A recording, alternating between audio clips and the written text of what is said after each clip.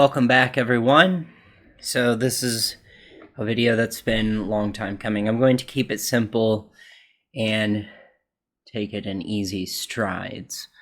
But continuing on with this conversation that I've been having with the many different people of the alt-right, I've come to notice a few things.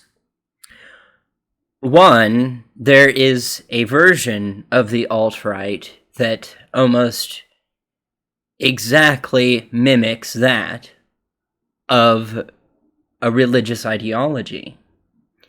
And that is not of the Christian faith. It has more to do with Islam. And there are many comparable attributes between a particular group of the alt-right and radical jihadism, believe it or not. Another thing I would like to address in this is the incompatibility between different varieties of the alt-right. And I want to talk, I want to make a point about rights versus totalitarianism, which I'm sure if you can't guess by now, the totalitarianism has to do with the alt-right branch that happens to swing on the same kind of ideological spectrum of dogmatic principles that follow very closely in line with that of radical jihadism.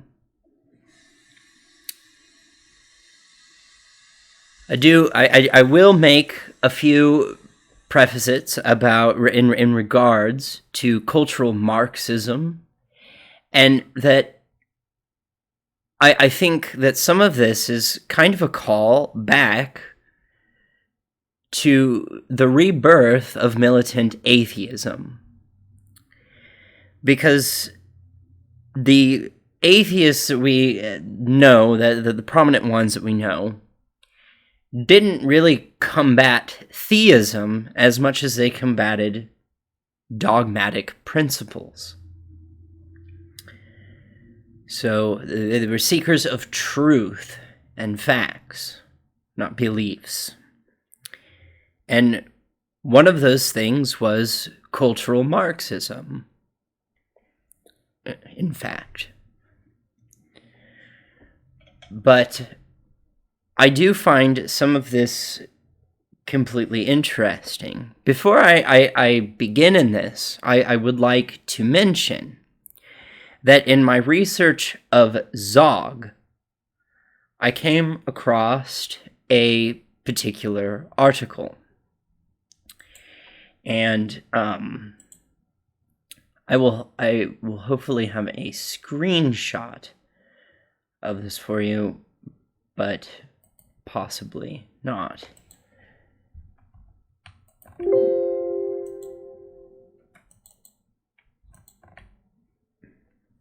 I'm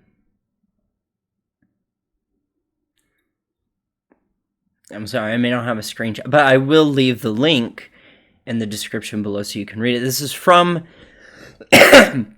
the United Nations themselves. The United Nations released this themselves. It's from the UN.org. They said, a rising nationalism threatens multiculturalism's 70-year proven track record of saving lives, preventing wars.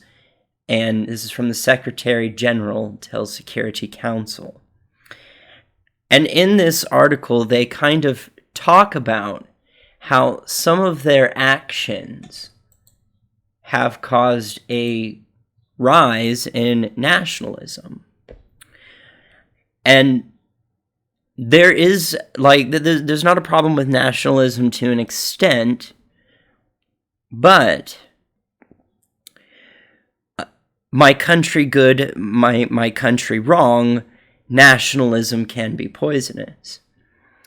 Because if your country is in the wrong and you're purely nationalistic, you will not have the wit about you to question your own government, to question your nation, to ask, is what your nation doing ethical? Is it correct? Is it ethical?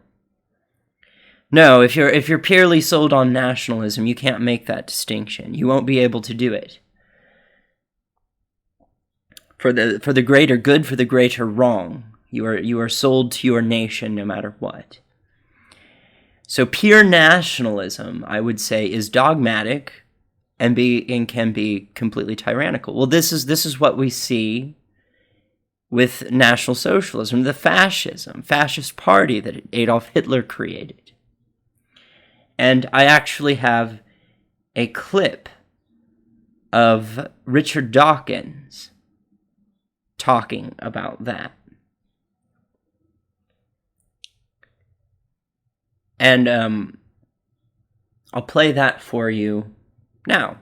When you have a situation where some of the world's worst crimes were carried out not by believers, how then does that square with your idea that it's religion that causes good people to do bad things, it's religion that's driving violence, your original statement against religion at the start of this? Dogmatic belief in something like religion or something like Marxism or something like Nazism, these are all, or indeed patriotism, I mean, my country right or wrong, these are all pernicious beliefs which can drive people to do terrible things.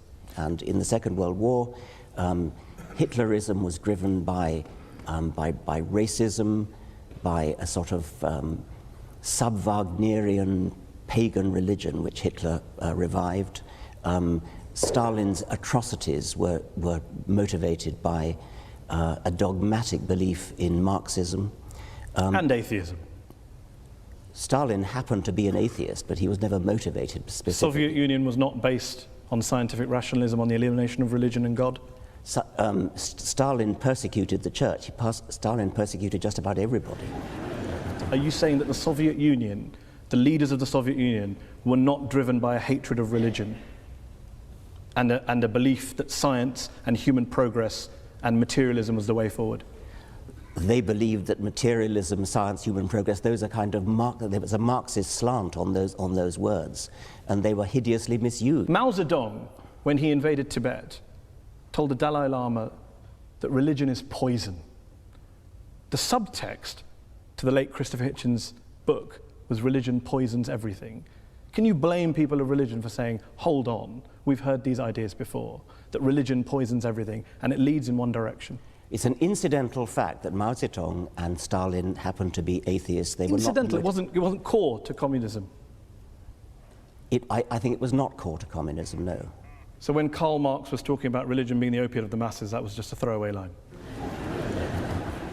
Yeah, I mean, that was an out of context statement. I mean, what on earth do you think that's got to do with atheism? I don't know. Let me put a statement in context to you. Albania, one of the world's worst dictatorships, tyrannies that we've seen in the last 100 years. Article 37 of Albania's communist constitution declared, quote, "The state recognizes no religion and supports atheistic propaganda in order to implant a scientific, materialistic world outlook in people." What do you think you're saying? I mean, that's an appalling thing to say. Of course it is. Why is that an appalling thing to say? What do you disagree with in that statement? Why would I want to support atheistic propaganda? I support science and truth. But you don't support spreading atheism. I support spreading science and truth. If that happens to be atheism, I support it. I'm not going to start bullying people into being atheist. I'm not going to start trying to compel people to be atheists. That was what the Albanians were doing. It's nothing to do with what I want to do. Of course, but you'd like to persuade them not to be believers and become atheists. I'd like to raise consciousness in a gentle, civilized way, using argument, rational argument, from evidence. Another thing after that, and you know, that does say that, you know, liberals used to talk against cultural Marxism, particularly atheists, anti-theists, have always been against cultural Marxism. Cultural Marxism was the inventor of Neo-Lysenkoism, a particular stripe of pseudoscience, where they deliberately neglect, even though they were atheists themselves, they deliberately neglect Darwinian science. And this had a profound effect, and a very negative, profound effect upon the communist culture of Russia. And that's where the name Neo-Lysenkoism comes from. It comes from a guy named Lysenko, where they did not want to buy into the facts of Darwinian science, Darwinian logic.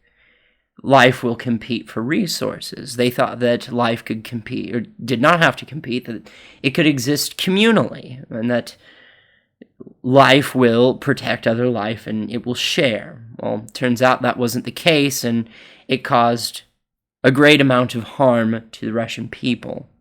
And anyone who spoke out against it, anyone with biological savvy, or botany, who spoke out against it was sent off to the gulag or killed. And this is, that is a particular stripe of pseudoscience that came out of Marxism.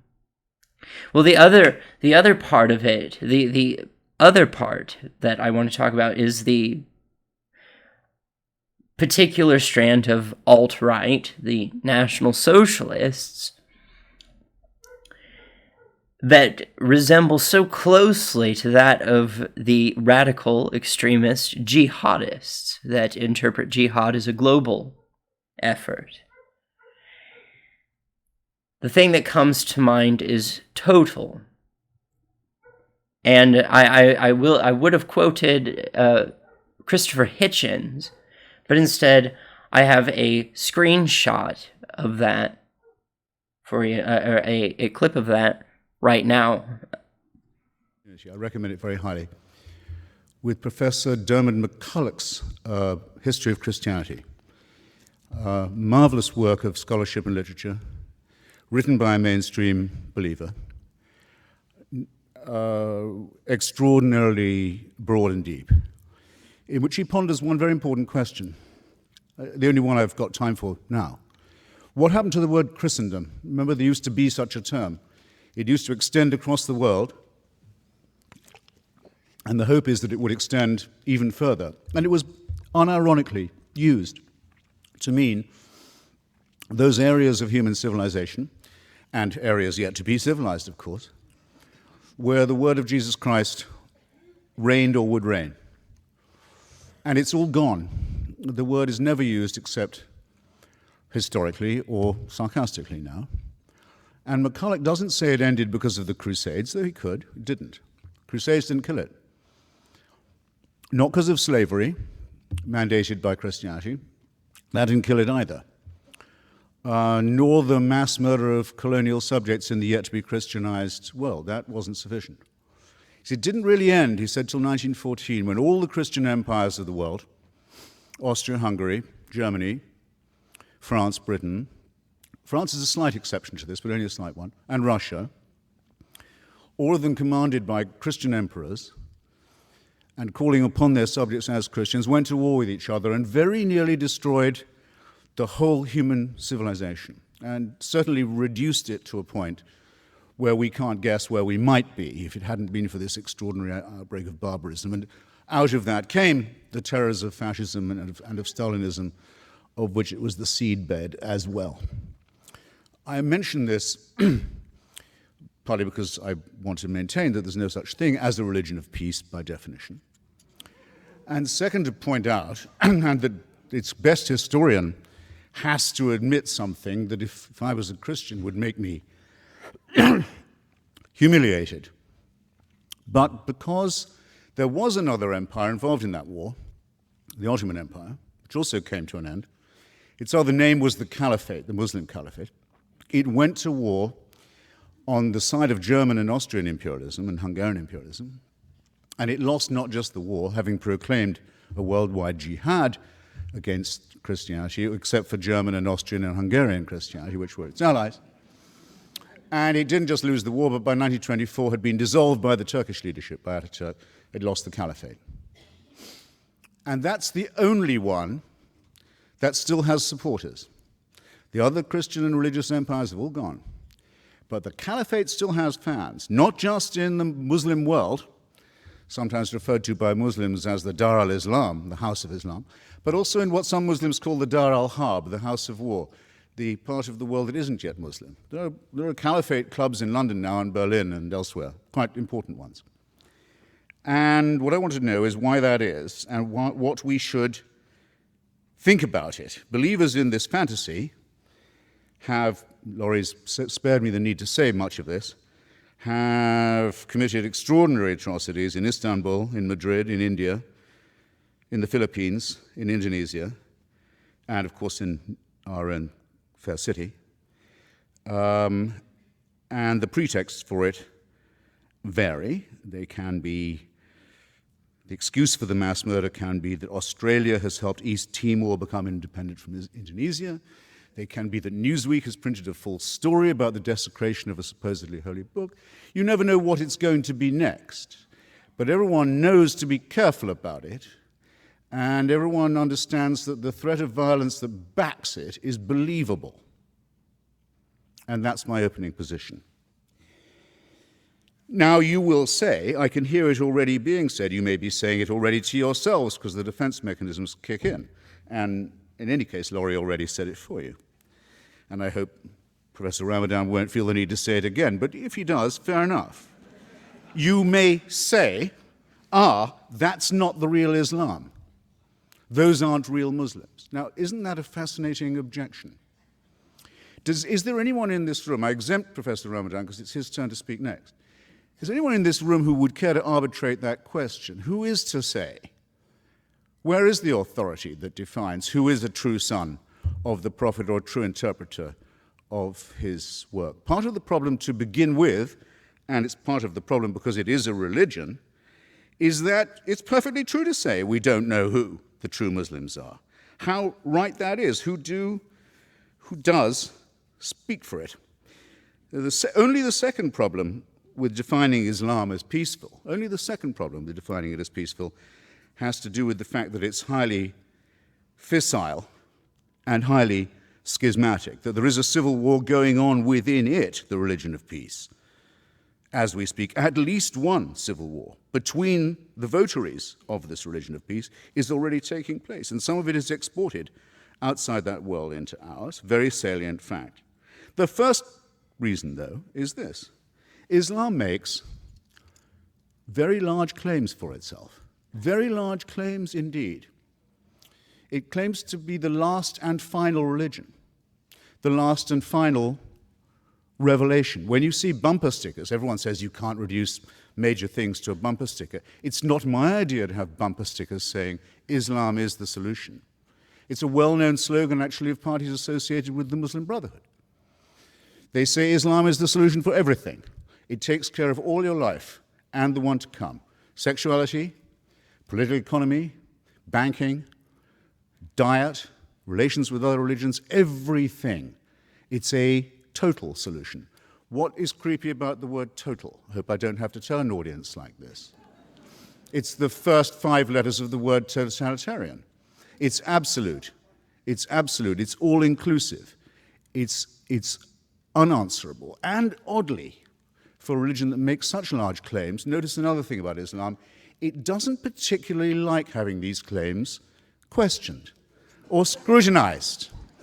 In other words, just as there is with all religions an inverse relationship between the claims they make and the evidence they can produce for them, you must have noticed that, with Islam, a younger religion, and perhaps therefore more in its first flush, there's an extraordinarily strong willingness to say that any challenge to its absolutist claims is by definition profane. And profanity and blasphemy can be the antecedent to very severe punishment, and often are, for Muslims and for non-Muslims. And this is not a road of peace, in my submission. Thus my first point completed. So I find that interesting, that total is the... Oh, shit. Total is the first 5 letters of totalitarianism. Isn't that correct? And this is not the first time Christopher Hitchens has made comments about totalitarianism before. He made remarks about North Korea, saying it's almost like if somebody handed them the book, George Orwell's 1984, to Kim Jong-un, or Kim Jong-il, and it's like they said, they read it and they said, well, I think we actually might be able to make this work. We'll certainly give it the good old college try. We'll have a link to the 2 clips that I showed you in the description below. I don't have the link to the quote that I just gave you by Christopher Hitchens. Both Christopher Hitchens and Richard Dawkins would have considered themselves to be liberals. So going onward, one thing I would like to point out is an extreme difference between the National Socialist and the Ethno-Nationalist. So to start, we must begin with a definition of the word extreme. As one person has defined it to me, and don't ask me who, I can't remember exactly who, between all the back and forth spat. But extreme has been defined to me as the taking of one's civil rights, liberties, and freedoms. So, to my understanding, from the National Socialist point of view, which is extreme, imposes a system of government with totalitarianism, dictatorship, to which they would infringe on the civil liberties and freedoms of many people, but for argument's sake, we're going to use homosexuality, as it is something identifiable to me specifically. So they would, in fact, deny homosexuals civil rights, liberties, and freedoms on the basis of homosexuality specifically, and I quote, a degrading act to the moral fabric of society. The right you are given is the right to exist, but only in the closet, if you will. According to our definition that we have established for extreme, we are using this as extreme as an infringement on homosexuals' rights, liberties, and freedoms, as to self-identify, self-expression, and equality of rights to heterosexuals. So when I use the word equality, I don't mean being put to the head of the line. I'm not talking about affirmative action. I'm not talking about getting special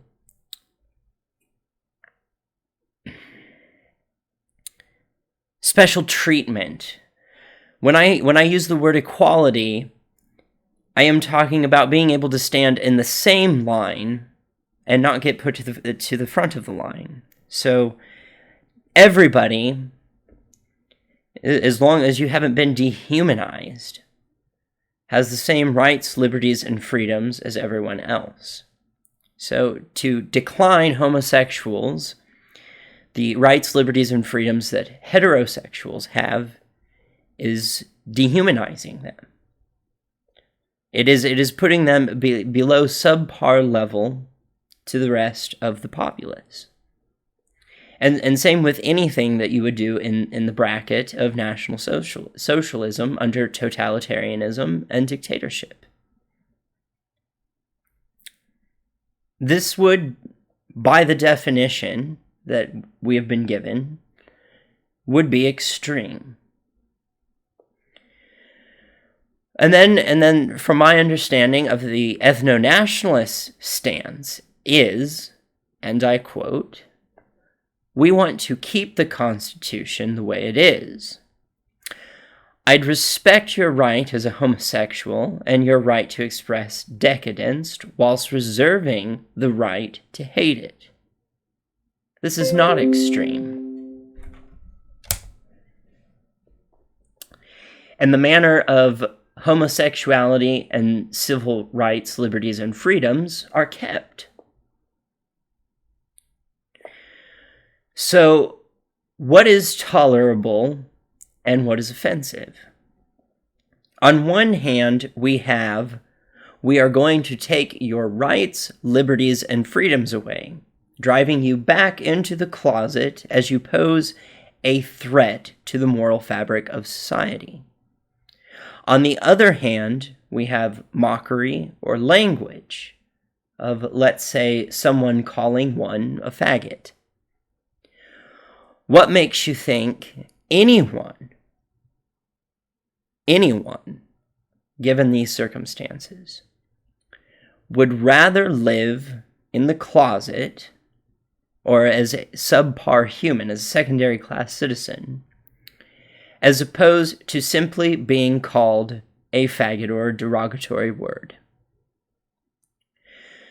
So, in taking being called a derogatory word like faggot, or losing rights, liberties, and freedoms, I'm afraid I'm going to have to stand on the side with freedoms and deal with negative views of homosexuality in this instance that we are using as an example. But it applies to many things.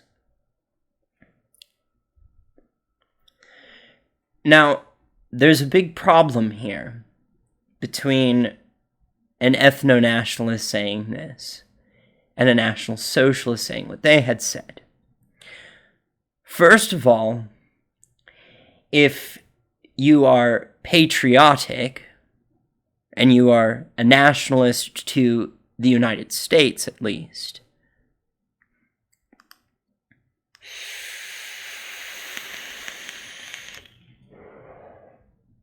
and you think you're going to get along with a National Socialist, well, and not fight, then we do have a problem. There does seem to be an issue there.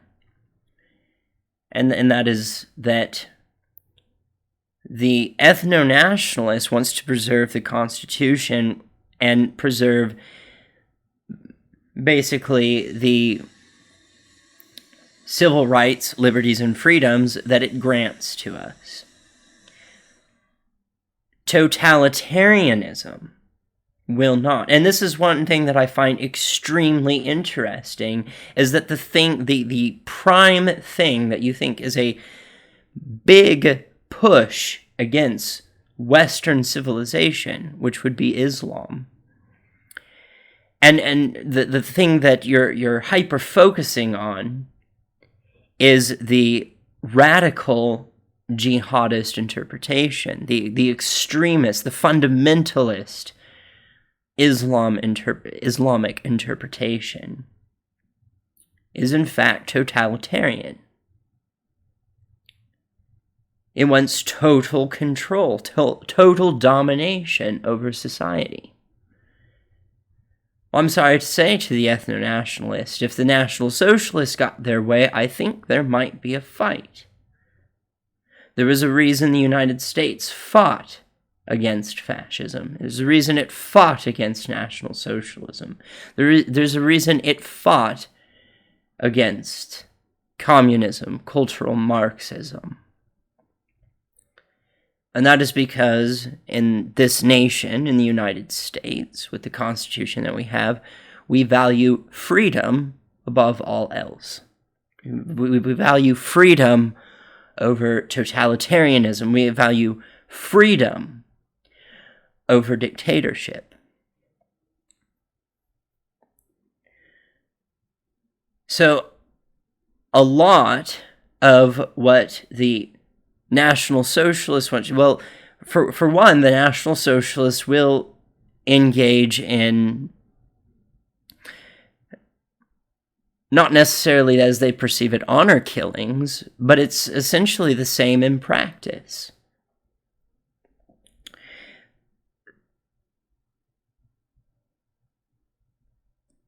they don't necessarily engage in suicide bombings, but they might as well, as they participate in lone wolf operatives, as one becomes locked in an echo chamber, subverted to continuous mantras and conversation that continues to exacerbate and radicalize and make one extreme and make them feel substantiated in their ideology until they go out and they shoot up a mosque. This isn't really much different than... It's very close to self-sacrifice, because they go into it knowing that that is something that could be a causality, either being caught or being killed in the process. And I have seen many memes from the National Socialist branch where they have talked about this, that even if it means your death, you're still doing the will of protecting the white race. Very, very similar to the ideology of jihadist extremism. So what is the problem with jihadist extremism? Well, it's those things that I just mentioned, isn't it? Totalitarianism, honor killings, the absence of freedom, rights, liberties, a great many of things that I think, as the Ethno-Nationalist has pointed out, they would be against. It's almost like the National Socialist is trying to create a white version of North Korea, or to create a white version, minus the religion, of what Islam is.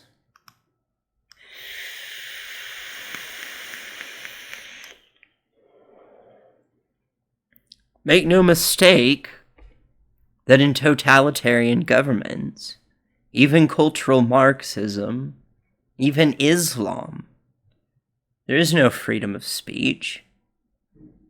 There is no freedom of thought.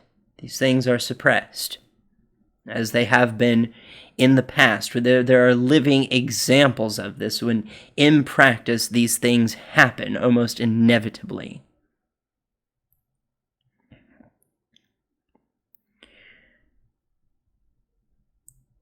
So, I find this to be intriguing, that the alt-right is an umbrella term, and there are many little factions within it. But I don't know that those factions are necessarily compatible with each other.